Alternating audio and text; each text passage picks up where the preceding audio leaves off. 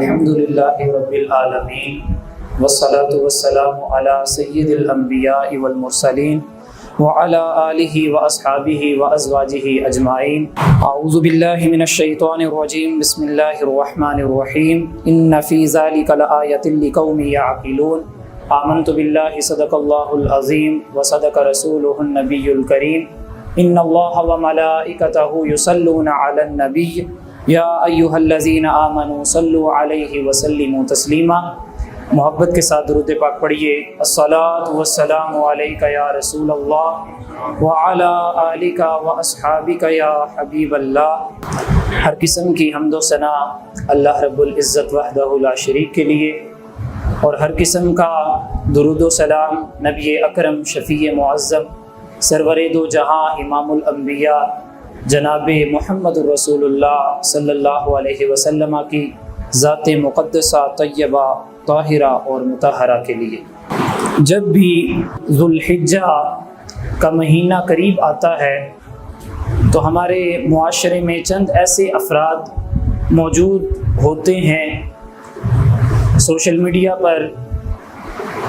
کہ جو بے دین ہوتے ہیں، جو دین کا سمجھ اور بوجھ نہیں رکھتے۔ وہ سوشل میڈیا پر یہ پیغام دیتے ہیں کہ قربانی سے بڑھ کر صدقہ و جاریہ کا کرنا ہے، قربانی سے بڑھ کر غرباء کی مدد کرنا ہے، قربانی یہ جانوروں کی نسل کشی کا نام ہے معاذ اللہ، کہ جس کا حکم قرآن مجید میں اللہ تعالیٰ نے ارشاد فرمایا، اور پھر کسی عام ہستی کو ارشاد نہیں فرمایا بلکہ قرآن کریم کی سب سے مشہور اور سب سے چھوٹی سورہ مبارکہ سورۃ الکوثر کے اندر اللہ تعالیٰ نے ارشاد فرمایا کہ اے حبیب آپ اپنے رب کے لیے نماز پڑھیے اور قربانی کیجیے۔ تو اللہ تعالیٰ نے اپنے حبیب کو قرآن مجید کے اندر قربانی کرنے کا حکم ارشاد فرمایا، لیکن آج چند بے دین اور لبرل قسم کے لوگ میڈیا پر نمودار ہو کر اس کا بائیکاٹ کرنے کی تجویز فراہم کرتے ہیں اور نت نئی دوسری چیزوں کی طرف لوگوں کو مائل کرنے کی کوشش کرتے ہیں۔ تو آئیے دیکھتے ہیں کہ صاحب قربانی حضرت جناب سیدنا ابراہیم خلیل اللہ علیہ السلام کہ جب اللہ تعالیٰ نے حکم دیا کہ آپ اپنی سب سے قیمتی سب سے خوبصورت چیز کی قربانی کیجیے، تو حضرت ابراہیم علیہ السلام حضرت اسماعیل علیہ السلام کو لے کر گھر سے نکل پڑے کہ اللہ کا حکم ہے قربانی کرنی ہے اپنے بیٹے کی۔ تو یہ نہیں سوچا کہ 99 سال کی عمر میں اللہ تعالیٰ نے چاند جیسا بیٹا عطا فرمایا، اور بڑھاپے میں اللہ تعالیٰ نے بیٹا عطا فرمایا، اور پھر بیٹا بھی چاند جیسا عطا فرمایا جو بڑھاپے میں سہارا بھی بنے اور جو دل و جان سے پیارا بھی ہو۔ لیکن جب اللہ تعالیٰ کا حکم آیا کہ آپ اپنی سب سے قیمتی اور سب سے خوبصورت چیز کی قربانی کیجیے، تو حضرت ابراہیم علیہ السلام نے یہ نہیں سوچا کہ یہ سب سے پیارا ہے فلاں ہے، کوئی چیز نہیں سوچی، بلکہ حضرت اسماعیل علیہ السلام کو لٹایا اور ان کی گردن پر چھری چلا دی۔ مگر اللہ تعالیٰ نے قرآن کریم کے اندر ارشاد فرمایا یا ابراہیم، اے ابراہیم قد صدقت الرؤیا انا کذالک نجزی المحسنین، بے شک آپ نے خواب کو سچ کر دکھایا، ہم نیکی کرنے والے کو ایسا ہی صلہ عطا فرماتے ہیں۔ وہ تو اللہ تعالیٰ کی مہربانی ہوئی کہ اللہ تعالیٰ نے جناب سیدنا اسماعیل علیہ السلام کی جگہ پر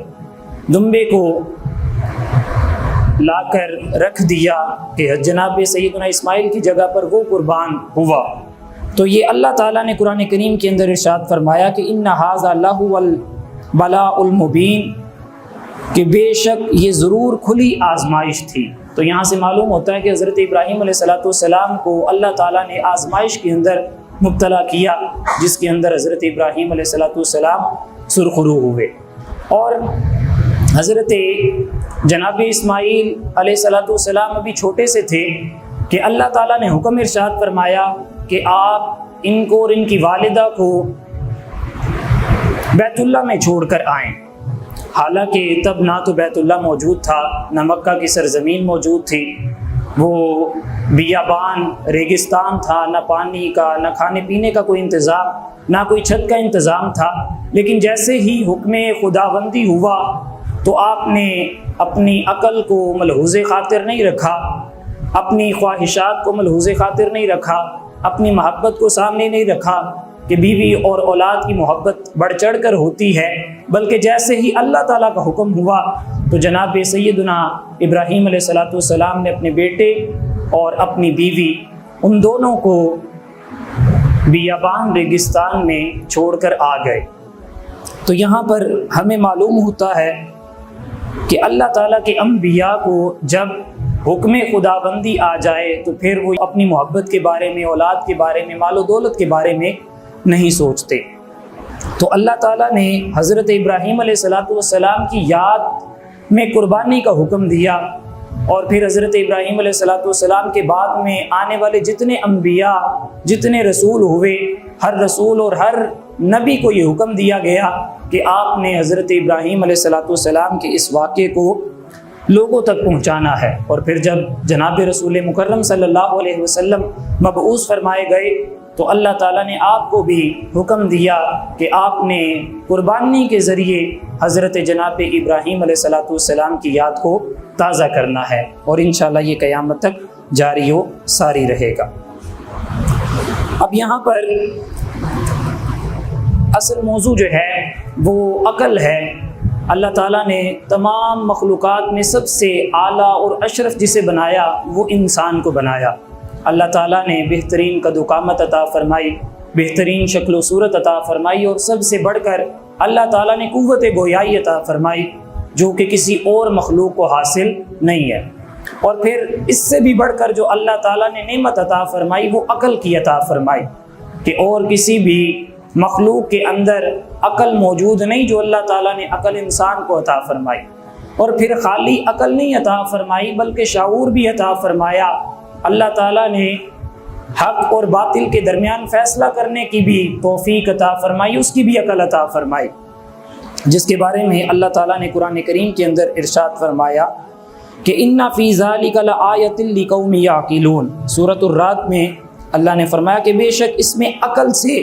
کام لینے والوں کے لیے ضرور نشانیاں ہیں۔ تو قرآن کریم ایک ایسی کتاب ہے اللہ تعالیٰ کی کہ جو عام لوگوں کے لیے نہیں ہے۔ عام لوگوں سے مراد جو بے عقل ہوں یا جن کو کوئی عقل والا کام نہ آتا ہو، تو قرآن کریم اللہ تعالیٰ نے عقل والوں کے لیے نازل فرمایا، اور جس کا اظہار اللہ تعالیٰ نے قرآن کریم میں کئی جگہوں پر ارشاد فرمایا کہ یہ کتاب عقل والوں کے لیے ہے، یہ کتاب عقل والوں کے لیے ہدایت ہے، یہ کتاب ہدایت پانے والوں کے لیے ہدایت ہے۔ اور اس کے اندر بھی اللہ تعالیٰ نے فرمایا کہ اِنَّ فِي ذَلِكَ لَآیَةٍ لِقَوْمٍ يَعْقِلُونَ، کہ بے شک اس میں عقل سے کام لینے والوں کے لیے نشانیاں ہیں۔ اب ہر چیز انسان عقل سے کرتا ہے۔ آپ اگر دیکھیں کہ 150 سال پہلے جو سفر ہمارا مہینوں اور سالوں کے اندر گزرتا تھا، آج وہ سفر بالکل مختصر ہو گیا، چند گھنٹوں، اور گھنٹوں والا سفر منٹوں کے اندر آ گیا۔ تو یہ عقل ہی کی بدولت ہوا جو اللہ تعالیٰ نے عطا فرمائی۔ آپ آسمان پر دیکھیں تو اڑتے ہوئے جہاز، یہ اس چیز کی علامت ہے کہ اللہ تعالیٰ نے انسان کو عقل عطا فرمائی۔ سمندر میں چلتے ہوئے جہاز، یہ عقل کی نشانی ہے جو اللہ تعالیٰ نے عطا فرمائی۔ اور پھر بندوں کا زمین سے باہر نکل جانا اور کائنات کو تسخیر کرنے کی کوشش کرنا، یہ بھی عقل ہی کی ایک نشانی ہے جو اللہ تعالیٰ نے انسان کو عطا فرمائی۔ لیکن ہر کام کی کوئی نہ کوئی حد ہوتی ہے۔ کوئی بھی چیز اگر حد سے تجاوز کر جائے، اس کی لمٹ کو کراس کر دیا جائے، تو چاہے وہ اچھی بھی ہو وہ نقصان دہ بن جاتی ہے۔ مثال کے طور پر پانی انسان کے لیے انتہائی ضروری چیز ہے۔ اگر بندہ پانی کو نہ پیے تو زیادہ سے زیادہ، اگر اس کی صحت سلامت ہے، جسم اس کا ٹھیک ہے، صحت مند ہے، تو سائنٹیفکلی وہ زیادہ سے زیادہ 3 دن بغیر پانی کے گزار سکتا ہے، اور اگر کوئی کمزور ہے تو وہ اس سے بھی کم اپنی صحت کے لحاظ سے۔ تو پانی انسان کے لیے اس قدر ضروری ہے کہ پانی کے بغیر زندگی ممکن نہیں۔ لیکن اگر بندہ پانی کو زیادہ پینے لگ جائے، ہر 1 منٹ کے بعد گلاس پینا شروع کر دے، ایک دن میں 3 لیٹر کی بجائے 10 لیٹر پانی پی لے، ایک دن میں 20 لیٹر پانی پی لے، تو مجھے بتائیے کہ پانی جو انسان کے لیے زندگی کی حیثیت رکھتا ہے وہ اب نقصان دے گا یا فائدہ دے گا؟ تو بلا شبہ پانی جب ہم نے حد سے اس کو تجاوز کیا تو وہ ہمارے لیے نقصان دہ بن گیا۔ اسی طرح عقل بھی ہے،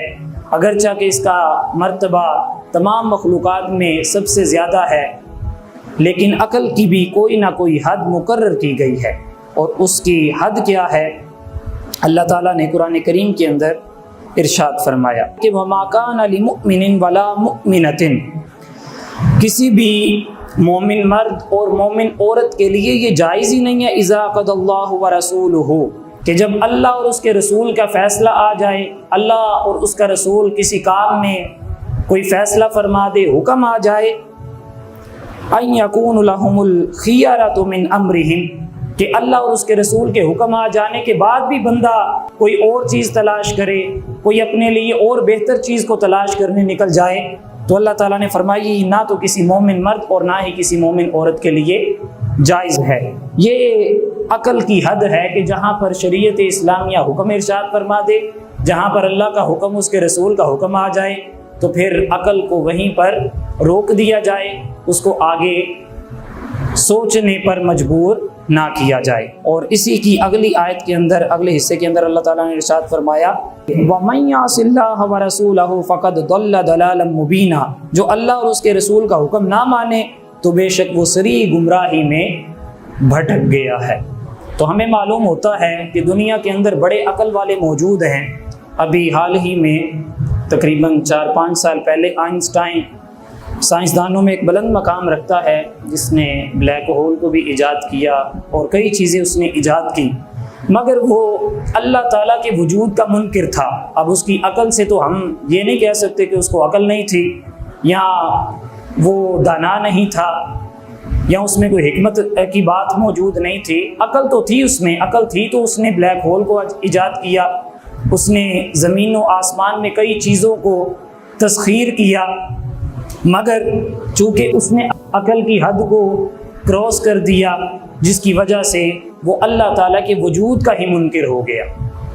تو اس چیز سے بھی ہمیں معلوم ہوتا ہے کہ عقل بھی اللہ تعالیٰ نے عطا فرمائی تو اس کی بھی کوئی حد، کوئی لمٹ ہے، جس کو کراس کرنے کے ساتھ، تجاوز کرنے کے ساتھ بندہ بجائے بھلائی کے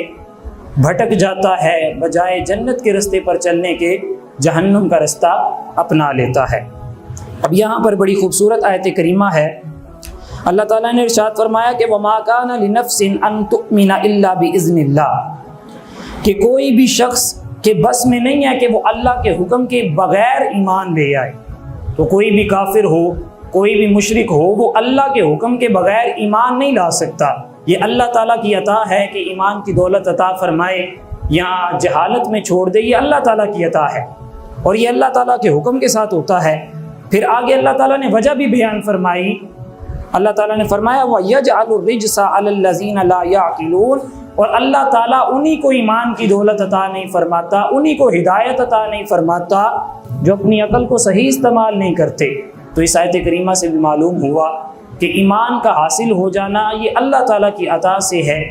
اور اس کے اندر بھی عقل کا بہت بڑا عمل دخل ہے۔ اگر عقل کو صحیح رستے پر چلایا جائے گا تو اللہ تعالیٰ ایمان عطا فرمائے گا، اور اگر اس کو کسی اور رستے پر چلا دیا جائے جو اللہ اور اس کے رسول کے رستے کے مخالف ہو تو پھر بندہ کبھی بھی کامیابی کا رستہ حاصل نہیں کر سکتا۔ تو آج کا موضوع بھی یہی ہے کہ جب اللہ تعالیٰ کا حکم آ گیا کہ قربانی کرنی ہے، اللہ تعالیٰ کی راہ میں خون کو بہانا ہے، اللہ تعالیٰ کی راہ میں جانور کو قربان کرنا ہے، یہ اللہ کا اور اس کے رسول کا حکم آ گیا، تو پھر کسی کے لیے جائز نہیں ہے کہ وہ کوئی اور رستہ تلاش کرے، اس کا کوئی اور متبادل تلاش کرے۔ یہ بندے کے لیے یا کسی بھی عورت کے لیے جائز نہیں ہے، اور جو بھی سچا مسلمان یا مسلمان عورت ہے وہ کبھی بھی اللہ اور اس کے رسول کے حکم کی خلاف ورزی نہیں کرتے۔ اب یہاں پر حضرت علی المرتضیٰ رضی اللہ تعالی عنہ کا بہت خوبصورت قول ہے، انہوں نے فرمایا کہ لو کان الدین بالرأی، اگر دین کے اندر عقل کا دخل ہوتا، دین کے مسائل میں فہم کا کوئی دخل ہوتا، تو کہتے ہیں لکان اسفل الخف اولا بالمسح، تو میں کہتا کہ موزوں کے اوپر مسح کرنے کی بجائے موزوں کے نیچے مسح کیا جائے، من اعلاہ وقد رأیت رسول اللہ صلی اللہ علیہ وسلم، لیکن کہتے ہیں کہ میرا فتویٰ یہی ہے کہ موزوں کے اوپر سے مسح کیا جائے، وہ اس لیے کہ قد رأیت رسول اللہ صلی اللہ علیہ وسلم یمسح علی ظاہر الخفی، حضرت مولا علی نے فرمایا کہ چونکہ میں نے حضور علیہ الصلوۃ والسلام کو موزوں کے اوپر سے مسح کرتے ہوئے دیکھا، لہٰذا ہمارا فتویٰ بھی یہی ہے۔ اب اس کی دوسری مثال بھی بڑی خوبصورت ہے کہ جب بندے کی ہوا خارج ہو جائے تو اس سے وضو جو ہے وہ ٹوٹ جاتا ہے، تو اب دوبارہ اگر بندے نے وضو کرنا ہے تو اس کے لیے یہ شرط نہیں ہے کہ وہ استنجا کر کے آئے کہ شرمگاہ سے ہوا خارج ہوئی ہے، بلکہ حکم ہے کہ بس سیدھا سا وضو کر لے تو اس کا وضو ہو جائے گا۔ لیکن اگر عقل کو عمل دخل ہوتا تو عقل کہتی کہ ہوا تو خارج ہوئی ہے شرمگاہ سے تو اس کا دھونا ضروری ہے، اس کے بعد میں اعضائے ظاہری کو دھویا جائے گا، لیکن دین اسلام نے حکم دیا کہ جب ہوا خارج ہو جائے تو شرمگاہ کو دھونے کی ضرورت نہیں، بلکہ اعضائے وضو جو ہیں ان کو اگر دھو لیا جائے تو بندہ پاک ہو جاتا ہے، اس کا وضو بھی مکمل ہو جاتا ہے۔ تو خلاصہ یہی ہے کہ آج کے دور میں اللہ اور اس کے رسول کے حکم کے سامنے اپنی عقل کو پیش کرنا یہ نہایت ہی بے وقوفانہ کام ہے، جو بے دین لوگوں کا کام ہے، لبرل قسم کے لوگوں کا کام ہے، اور ان لوگوں کا کام ہے جو دین سے بیزار ہو چکے ہیں۔ تو دین سے بیزاری کا نام ہی لبرلزم ہے، دین سے بیزاری کا نام ہی سیکولرزم ہے، تو ہمیں ان تمام چیزوں سے بچنے کی ضرورت ہے، اللہ اور اس کے رسول کے حکم کے مطابق چلنے کی ضرورت ہے۔ اللہ تعالیٰ سے دعا ہے کہ اللہ تعالیٰ ہم سب کو عمل کی توفیق عطا فرمائے۔